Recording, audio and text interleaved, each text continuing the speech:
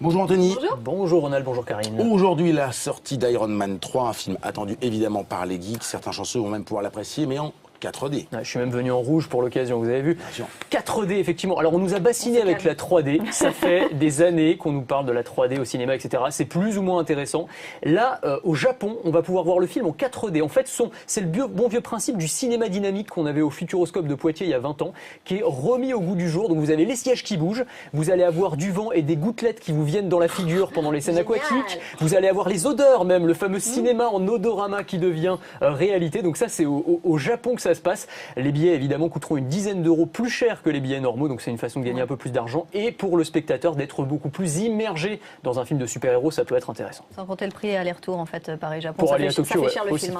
Le grand jeu des geeks, c'est d'essayer de reproduire l'armure d'Iron Man. Vous êtes des grands enfants. Hein. Iron Man, c'est le plus geek des super-héros, c'est le héros techno par excellence. Il a créé lui-même sa propre armure et donc on essaye de l'imiter. Alors il y a un internaute qui a reproduit le gantelet d'Iron Man et regardez, il y a même un rayon laser et il va exploser des ballons à distance comme ça. Alors c'est pas un rayon laser dangereux, il est à faible puissance quand même, mais c'est une performance assez intéressante et puis il peut mettre ou enlever son bracelet, son gantelet tout simplement en bougeant le poignet, donc c'est plutôt pas mal. Alors ça c'est bien, mais il y en a d'autres, plus fous, plus compétents, je ne sais pas, qui veulent fabriquer une armure complète. Oui, c'est la tendance, vous savez, on appelle ça le cosplay, c'est les gens qui s'habillent comme leur héros préféré et qui créent des déguisements, mais parfois très très aboutis. Ça c'est un lycéen de 16 ans qui a créé son armure lui-même, son armure d'Iron Man, ça lui a demandé 400 heures de travail sur 20 semaines et donc c'est une armure extrêmement aboutie, très bien faite et voilà, juste pour être abordé dans la rue, on va dire, on lui demande d'être pris en photo tout le temps, donc c'est assez sympa. Pour se déplacer, ça n'a pas l'air facile. Moi je me suis déguisé en Thomas Misraki, moi.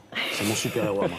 Au-delà de ces hommages rendus par les fans, les armures façon Iron Man, ça commence un peu à devenir la réalité. Oui, c'est ce qu'on appelle les exosquelettes. Ce sont des extensions du corps humain qui vont nous améliorer, augmenter notre force. Alors celle-ci est faite par Raytheon, c'est un groupe de défense américain. Ça va vous permettre de faire des pompes très facilement, de soulever des poids de 90 kg plusieurs centaines de fois sans jamais vous fatiguer. Donc ça va être pratique notamment pour les soldats. On peut imaginer dans l'industrie aussi pour porter des charges lourdes. Ça commence à être développé. Celle-ci s'appelle l'Exos 2.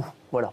Un autre, mais japonais cette fois. Voilà, il s'appelle HAL, H-A-L, fabriqué par une entreprise qui s'appelle Cyberdyne. Et là, vous allez ressembler à une espèce d'Iron Man, mais en blanc cette fois-ci. Donc vous avez des espèces de capteurs, des bras motorisés et des jambes motorisées. Et là, en fait, c'est relié à des capteurs sur votre tête. Et en fait, c'est les signaux électriques envoyés par votre cerveau qui vont activer les moteurs. Et vous allez pouvoir porter des poids de 70 kg sans faire aucun effort, faire des efforts très simplement comme ça. Voilà, c'est peut-être une vision du futur pour les personnes handicapées et aussi dans l'industrie, dans l'armée. On pourrait voir toutes sortes d'applications assez intéressantes pour ces exosquelettes. Bon merci pour cette spéciale Iron Man. Merci Anthony.